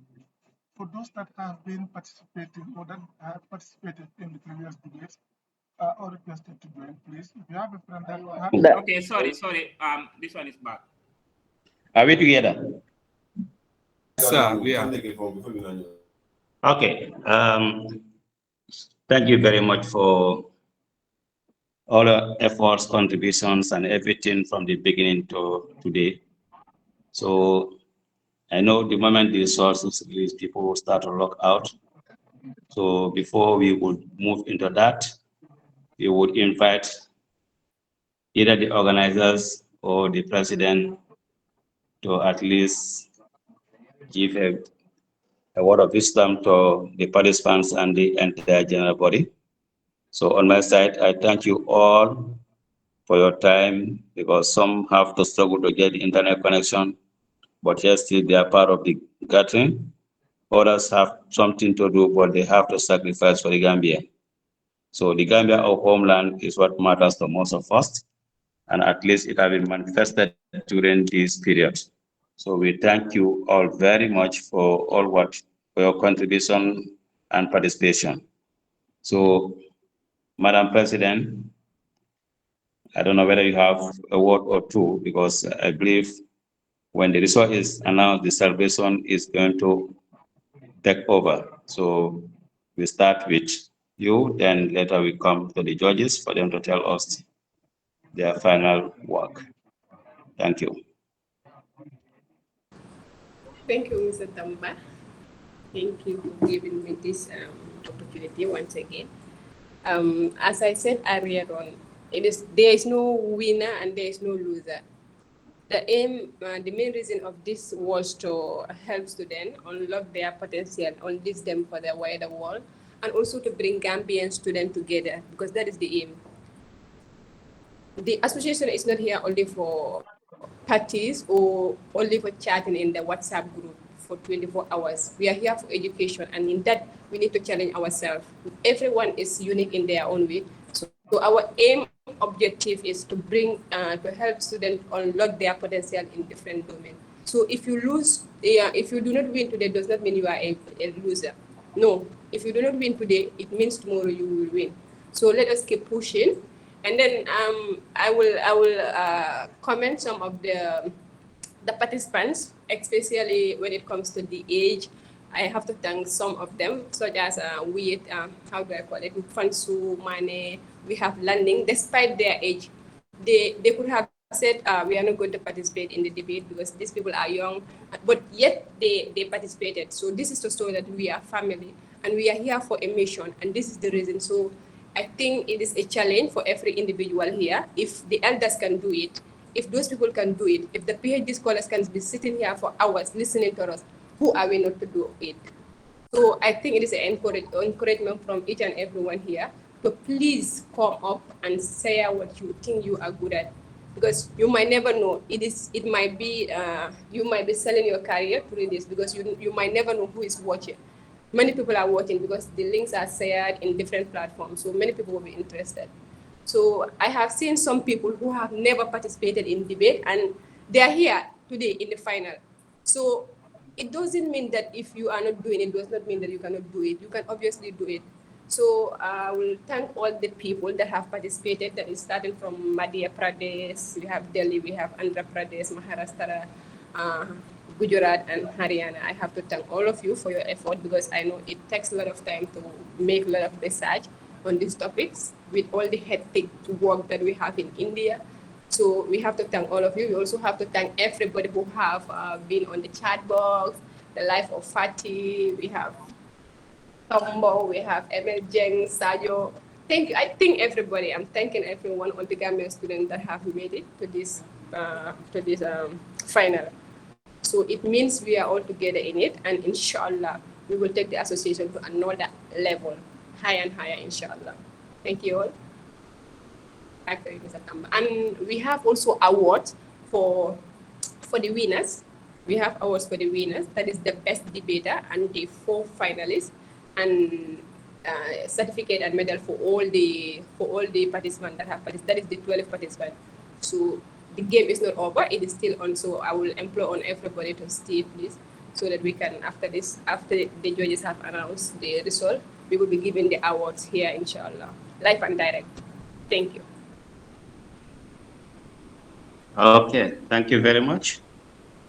Is there anything that the organizing committee want to say before we move to the judges? Yes, thank you very much, Mr. Chairman. Thank you. Everyone, on behalf of the academic department, we would definitely like to thank most especially the PhD scholars. Looking at the time you have and everything to come and join us, doing judging, it's an easy deciding as right. We definitely have to thank you, as well as the general student body. Without them, we would have been successful. They have come in their large numbers. I think we are doing up to 100 viewers at the same time, which is, I think, the first time. So it's all because of the general student body that have answered our call. So we definitely applaud them. There are more events coming.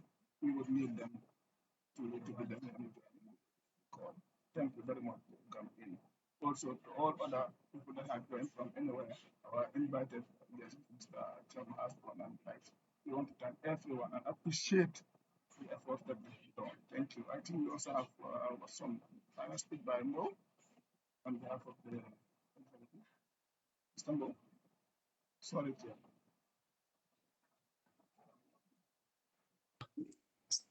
Okay, thank you very much. And finally, okay. Yes, Mr. Mo, please just have a communique that. No, Mr. Mo will come with the final. Yes, I will give him the closing remark, inshallah. Yeah, after the. Thank you, sir. Okay, thank you very much. Mfansu, I know you should be celebrating now. Okay, thank you. So, to the judges, now all is yours.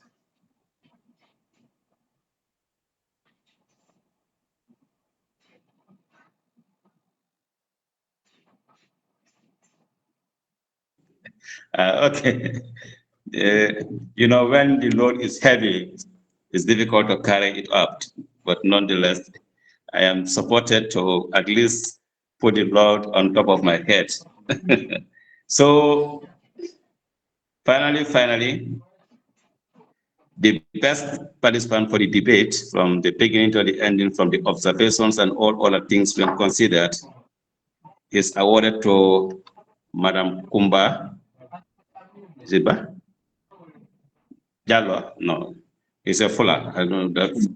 Kumbaba, right? Yeah. So Madam Kumbaba is awarded as the best debater for the 2023 GAM-Indian debate competition. Congratulations to Madam Kumbaba.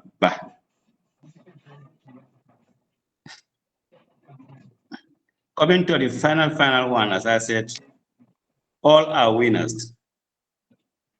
But now, when all the respective judges give out their points, the points are calculated, add and divided, and what we have on average, Gujarat is awarded with 89 points. Gujarat is awarded with 89 points. And Haryana is awarded with 90 points. So with the power bestowed on me by the judges, I declare Haryana as the winner of the 2023 GAM-India debate competition. Thank you. Thank you very much. So,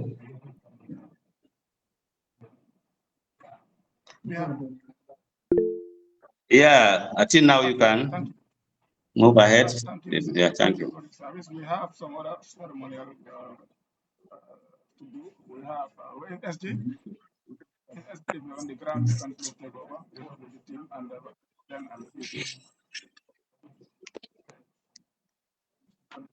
Thank you very much, Amara. Yeah. Thank you. Thank you very much. Congratulations to the winners. Am I audible? Am I audible? Yes, yeah.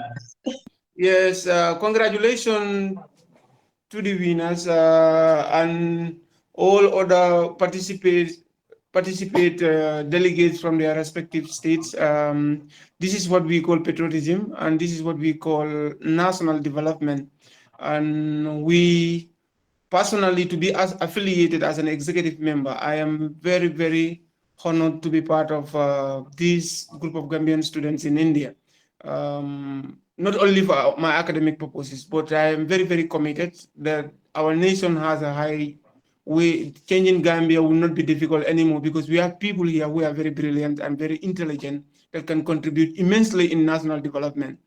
Without wasting more further, it's like I want to invite Madam President to give sort of like a closing remark in order for us to go ahead with our presentations.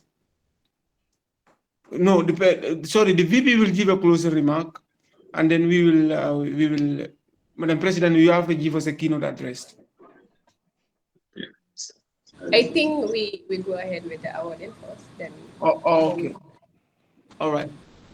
Is my screen visible? Not yet, not yet. It is loading. Still loading? Yeah. It's still loading. It's visible. It's visible. Maybe we have to choose the correct window. Yeah. It's visible. Window that we want to. Still loading. Oh. Face is select. You have to select actual window. Yes, yes.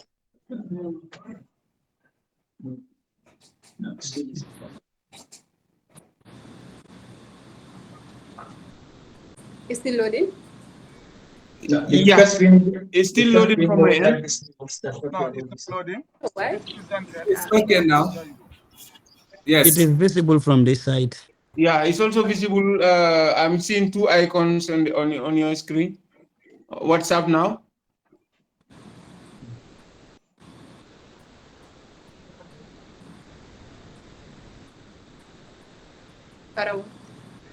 Yes, thank you very much. Now we are going ahead with the participation, the presentation of certificates from various, from the words go up to the last where we are today. Personally, on behalf of my executive, we are very, very happy with your participation. We are to be associated with some of your individual vision that you the interest of government students in here.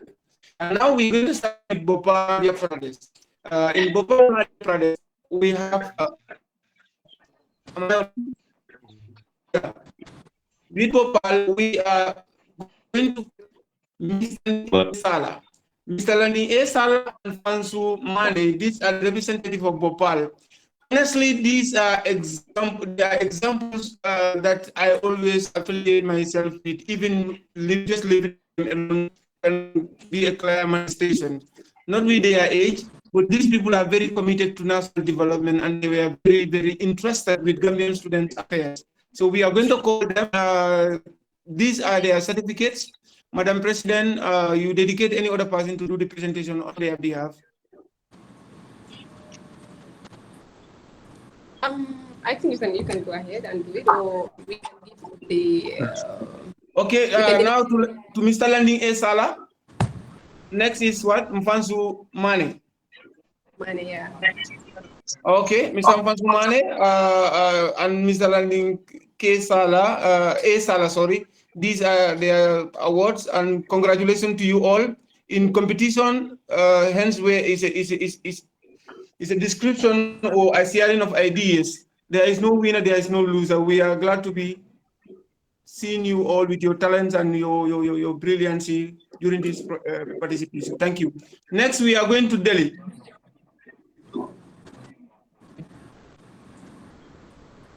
Delhi, we have Omar Sen and Ibrahim Y.S. Cham.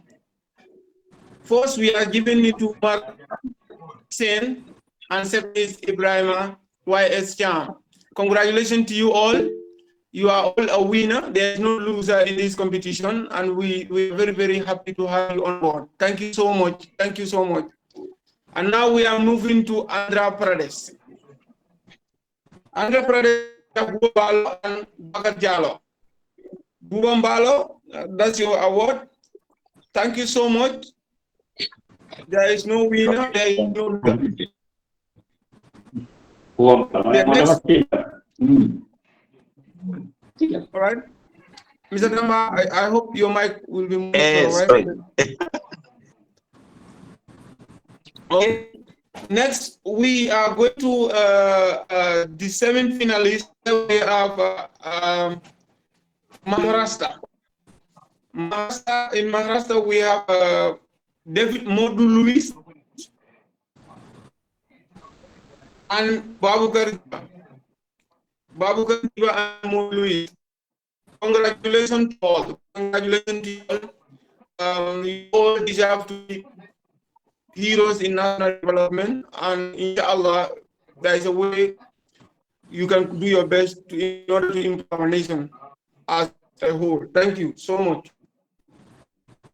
And now we are moving to the big event, and the big event I may call it. We have that's the two people to me that they honestly, Mariama and Sadio.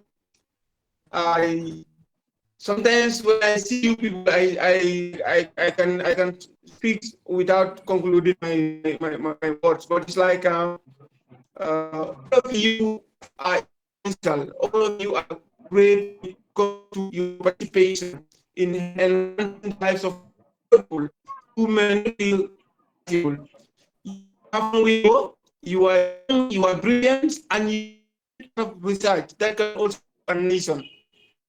In Yoruba language, there is something that they say, small, an elephant can fit into the bottle.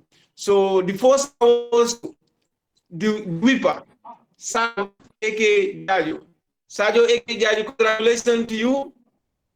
You are already a winner. Congratulations to you. Next is Mariama N. Jallo. Mariama N. Jallo, congratulations to you. You are already a winner. So you have more way to go. Perhaps you will be another level, inshallah. We want to see in parliament. All of you want to see in parliament. People with ideas can also contribute in nation development. Finally, we are going to the grand event. This is going to the best debater.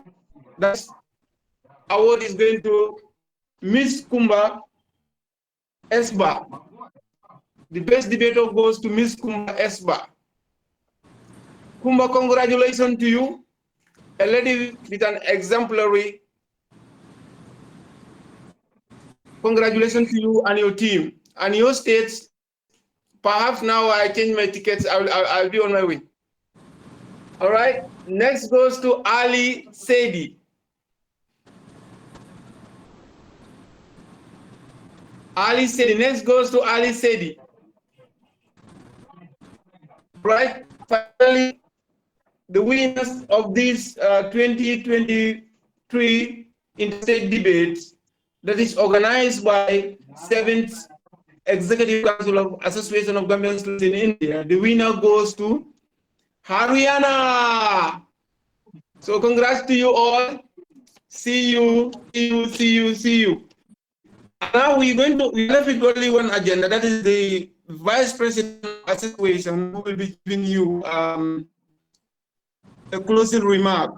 So, Mr. VP, you have come. Thank you. Thank you,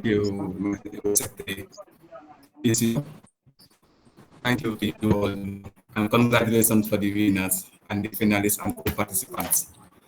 Actually, as today marks the culmination of the exciting journey as we conclude the first interstate debate competition organized by the 7th Executive of the Association of Gambian Students in India. In my role as the Vice President of the Association, yes, am I audible? Yes, who is hand? Yes, you are. Do you want to say Yeah. something? Ado, do you want to say something? Yes, Mr. Tamba's hands was up. Go I ahead. don't know if Okay, then let's have that one. Go ahead, please. you can go ahead then. Mr. Tamba, if you have something, you can just then continue if possible. Go ahead, please. You can move. Thank you, sir. Thank you. Okay, as I was saying, in my role as the Vice President of the Association and on behalf of the entire executive team, under the capable leadership of our President, that is Ms. Adamaba, I wish to express our deepest gratitude to all of you for your unwavering support and participation. From the initial rounds to this thrilling final, thank you. I must also take a moment to acknowledge and commend the tremendous efforts of our PhD scholars and alumni. Your dedication to coordinating, generating thoughtful, thought-provoking topics, as Joseph Jobat once says, it is better to debate a question without settling it than to settle a question without debating it. This shows how debate is important. And ensuring fair judges has been exemplary. So this is a great work that was done by our able judges, that is the PhD scholars, and then one of the alumni who was joining them. We really appreciate your efforts. Our heartfelt appreciation also goes to our invited guests who grace us with their invaluable time and wisdom, although they were unable to make it as time is valuable and they have other engagement, but we really appreciate them. Finally, I would like to extend our gratitude to every individual present here. A special note of thanks goes out to the members of GAM-IND for their steadfast support throughout this competition. From the very first round to this final, as we say, there is no loser, we are all winners. It is essential to understand that this debate competition was designed with the purpose of educating and entertaining while bringing our GAM-IND family closer together. In this endeavor, there are no losers, only winners. We engage in debates on current topics, and in doing so, we all learn and grow. The primary objective of this competition, to enlighten and unify, has indeed been achieved. Thank you all for your spirited participation and for making this competition a resounding success. Let the camaraderie, knowledge, and connection forged here continue to enrich our lives. With great appreciation and warm regard. Thank you all.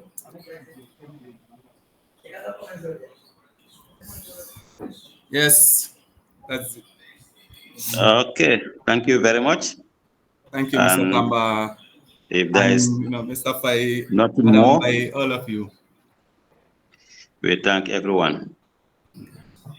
Okay. So, Yeah, thank you very much. Yeah, thank you very much, everyone. Thank you so much. Thank you. Thank you. We really Well, appreciate it. thank you very much to the organizers. Thank you to Adama and the team. It was really indeed nice working with all of you. We Thank you. appreciate it, and thank you very much. Forward with the Gambia forever. Forever, Thank you. inshallah. Thank you, madam. Thank you so much. Thank you for your time. We really Thank you, Madam appreciate it. President. So that's it.